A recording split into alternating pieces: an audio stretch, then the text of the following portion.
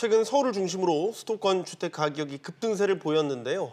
이로 인해서 9.13 대책과 9.21 공급 대책이 나왔죠. 자, 부동산 시장에 영향을 받고 있다, 아니다, 여러 가지 반응들이 나오고 있습니다. 네, 또 이를 두고 우리나라의 집값이 우려스럽다, 또 집값도 버블이 아닌지, 언젠가 또 일본처럼 집값이 폭락하는 것은 아닌지 우려스러운 시선도 있습니다. 과연 전문가들은 어떤 해석을 내놓을까요? 자세한 이야기 나눠보겠습니다. 홍춘우 키움증권 투자전략팀장입니다. 어서 오세요. 네, 안녕하세요. 오랜만입니다. 네. 팀장님, 첫 질문은 좀 가볍게 시작을 해볼까요? 요즘 여의도에 부동산 전문가들이 하도 많아서요. 네. 여의도 부동산 학파가 뜨고 있다, 이런 얘기가 나온다고 합니다. 어떻게 보십니까? 이걸 어떻게 봐야 되겠습니까? 네, 작년부터 그런 이야기를 하기 이미 시작했... 작년부터였나요? 이제 기사로 보도된 건 올해 같은데 네.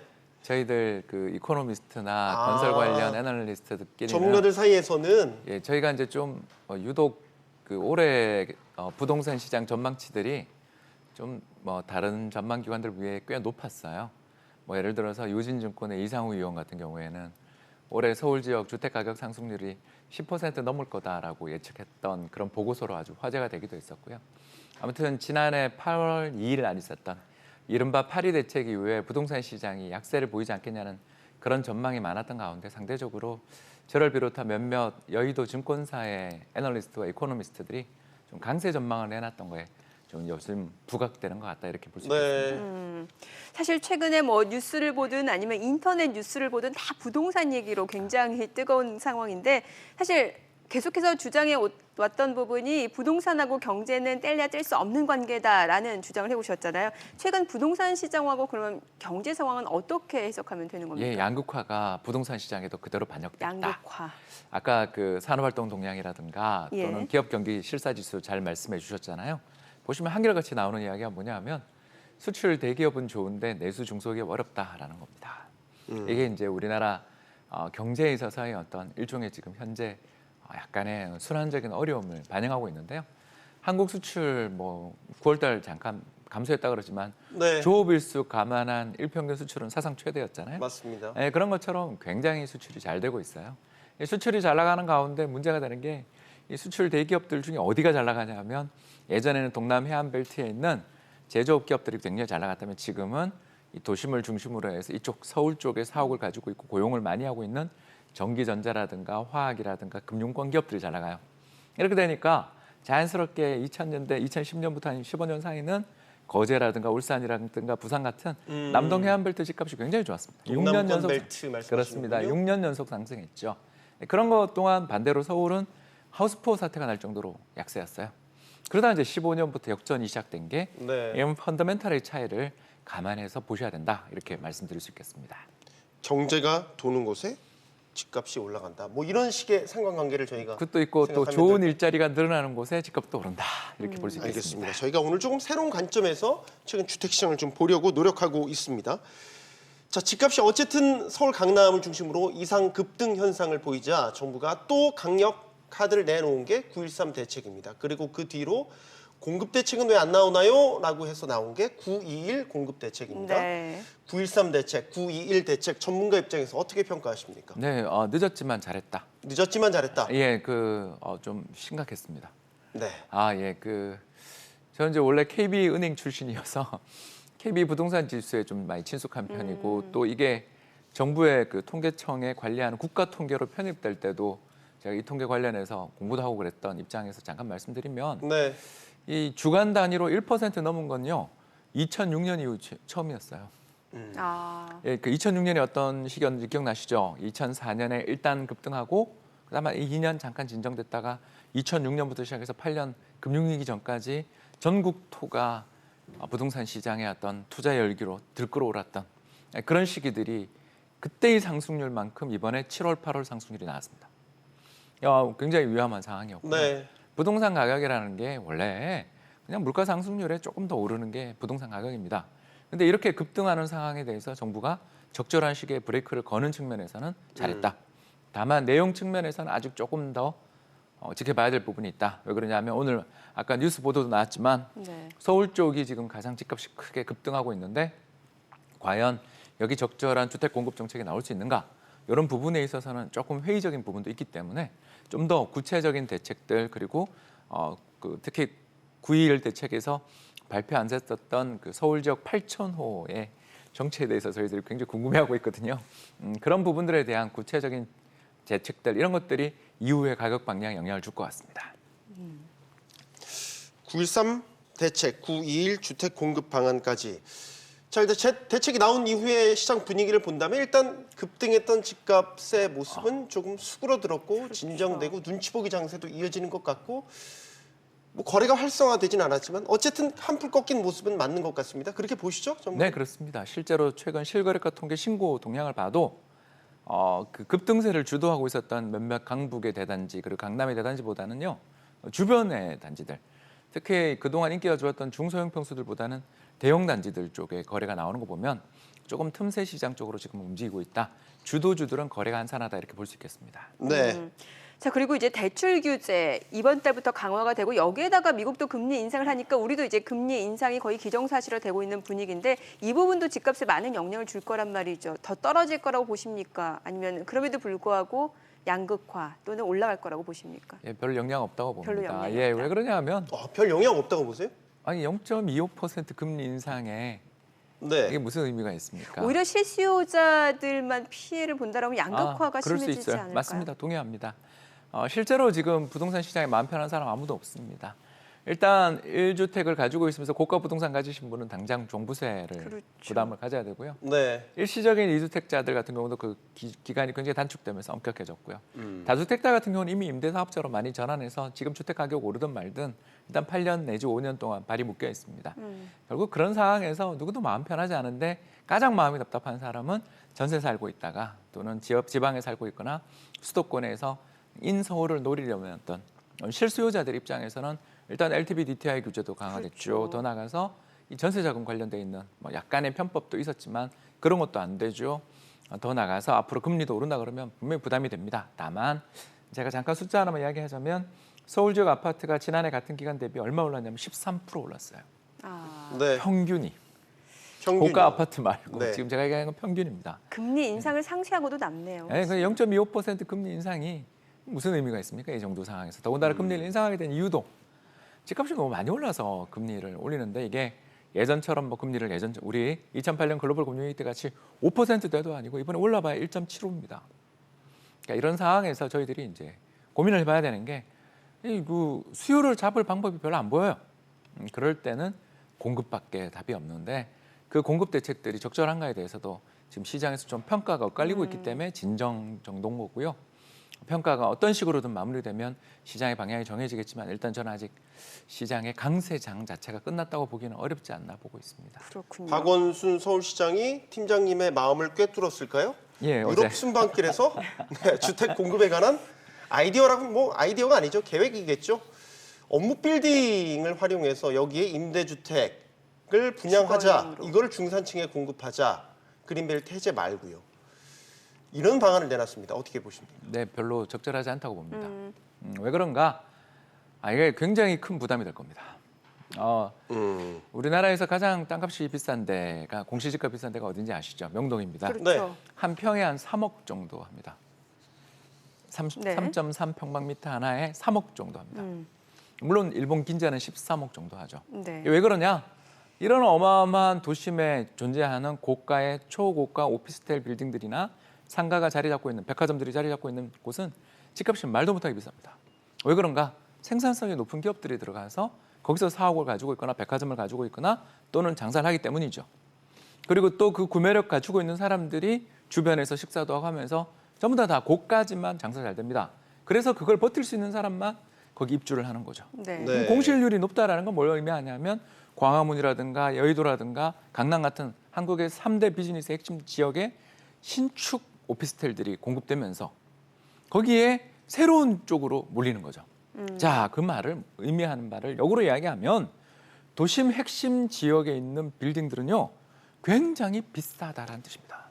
얼마 전 강남역에 있는 삼성 사옥이 6천억대에 매각됐잖아요. 네. 자, 그 말을 거꾸로 이야기하면 거기에 투입된 자산과 비용이 기회비용이 크다라는 겁니다. 네.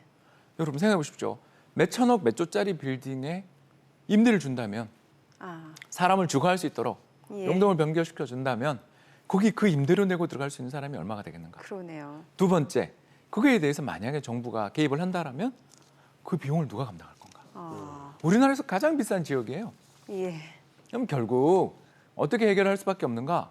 예, 유휴지라든가 그린벨트를 그중에서도 보존 가치가 낮은 지역 위주로 풀어서 상대적으로 원가가 저렴한 땅을 이용해 주택 공급에 나서는 것이 주택 가격의 공급에 있어서 어떤 이 공급량도 늘릴 수 있고 장기적으로 볼 때 SH라든가 LH공사 같은 우리나라의 공기업들의 장기적인 재정 부담도 줄어들 수 있죠.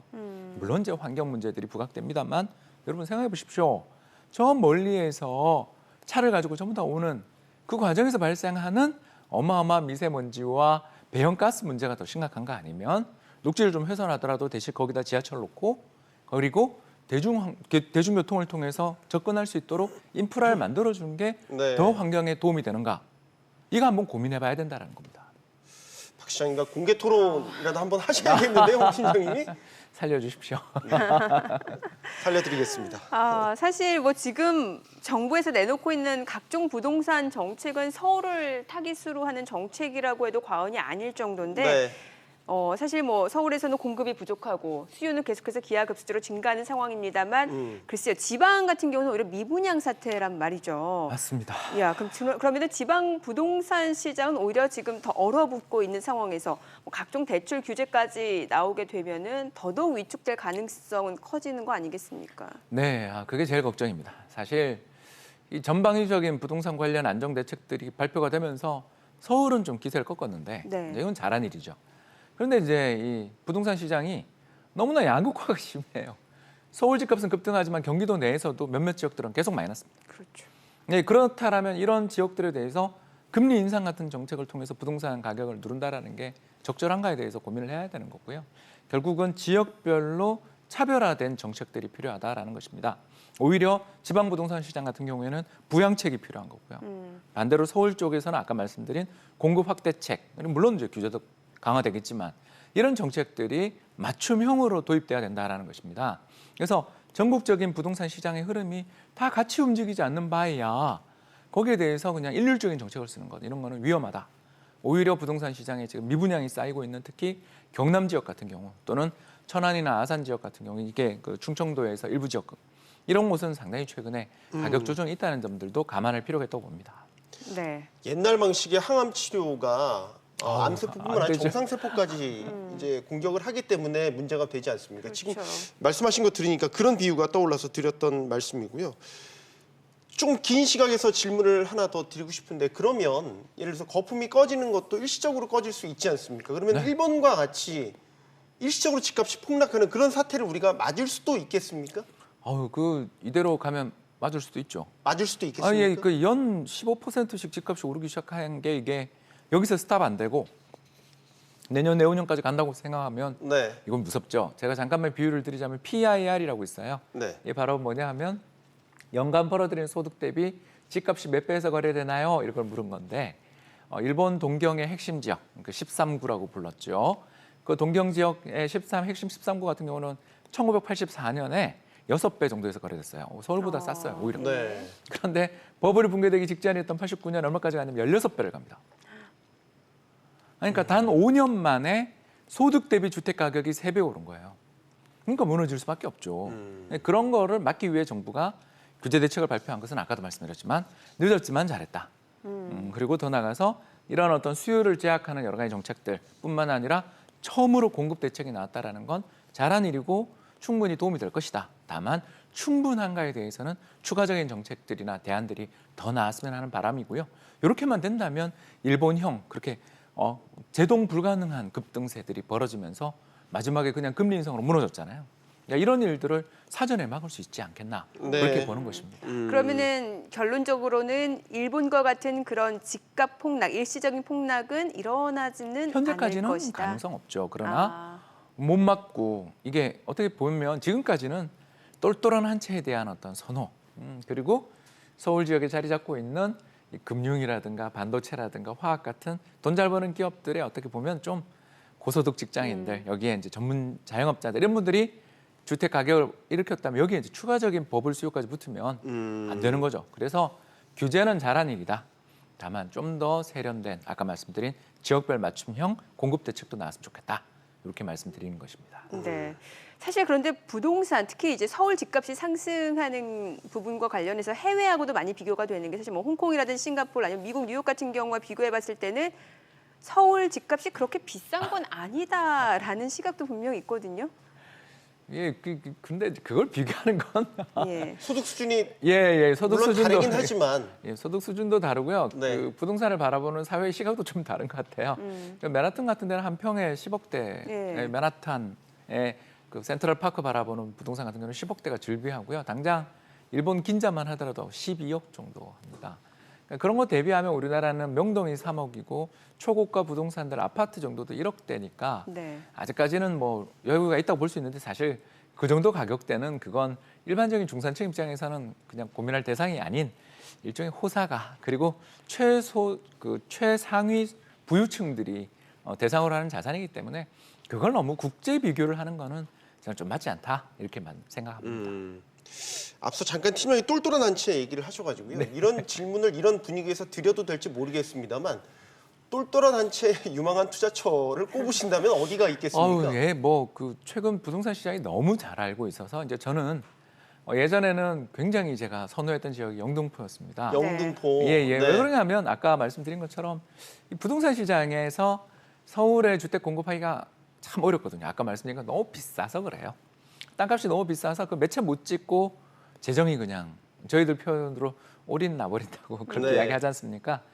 그렇기 때문에 이 뭐 SOC도 갖춰야 되고 상수도도 갖춰야 되고 각종 인도도 고쳐야 되고 도서관도 확충해야 되는 그 많은 돈을 써야 되는데 그 비싼 땅을 가지고 집 짓기가 어려우니까 집을 공급해주는 효과를 지니는 또 다른 대안이 하나 있거든요. 그게 바로 뭐냐면 광역 간선 철도망입니다. 네. 아니, 저는 9호선하고 신분당선이 그 예다라고 말씀드릴 수 있겠는데요.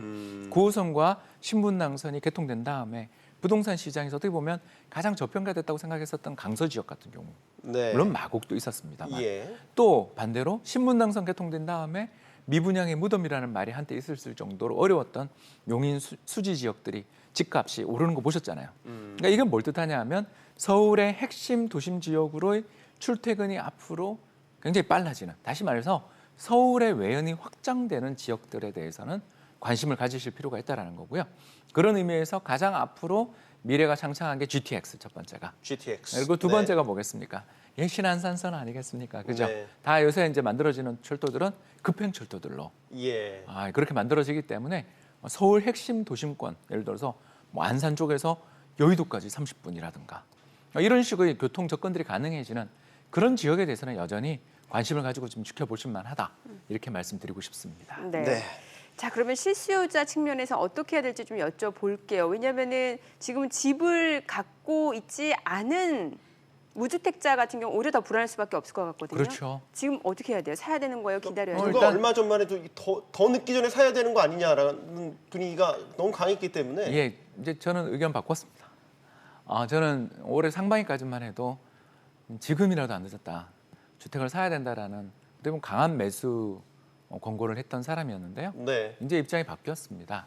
왜 그런가? 예, 아마 9월달, 8월달 실거래가 통계가 나오시면 다들 너무 놀라실 겁니다. 제가 말씀드린 KB 부동산 통계는 이건 호가 통계고요.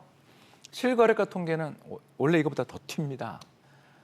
충격을 느끼실 정도의 숫자들이 나올 거고요. 3분기 한국 서울의 실거래가 아파트 실거래가 통계 지수는 아마 역사적인 급등세가 나타났을 겁니다. 네. 그래서 이렇게 급등하는 시장에 능력 안 되시는 분들, 그렇지 않습니까? 내가 뭐 대출을 받아도 안 되고 이금융까지 가야 된다든가 이런 상황에서 접근하면서 여기서 지금 뛰어드는 것에 대해서는 저는 반대 의견이다. 다만 아까 몇 번 말씀드린 것처럼 이렇게 강한 규제책 속에서도 여력을 가지고 계시면 어떤 분들 입장에서는 충분히 이번에 시장에 조정이 나타난다면 또 실수요 관점에서 접근해 볼 수 있는 여지는 있죠. 그렇기 때문에 저는 시장이 상승세가 끝났다고 말하기는 어려운 게 올해 우리나라 상장 기업들 그중에서도 코스피 200 기업들의 영업이익이 얼마 정도 되느냐 사람마다 다르지만 애널리스트 컨센서스를 보면 200조 원이 넘어요. 네. 작년에 179조였는데 올해 200조가 넘어요. 여러분 생각해 보십시오. 이 어마어마한 돈을 번 기업들이 보너스나 인센티브를 내년에 주겠죠. 그 돈 들고 목돈을 들고 대출 안 받아도 되는 분들은 사도 되는 거죠. 부동산 시장. 네, 그렇죠. 그렇기 때문에 이게 워낙 강한 수요가 있습니다. 그래서 결국 아까 말씀드린 경제 전체에 존재하는 양극화가 부동산의 양극화로 이어졌고 또 그 속에 구매력을 갖추고 있는 분들은 계속 늘고 있거든요.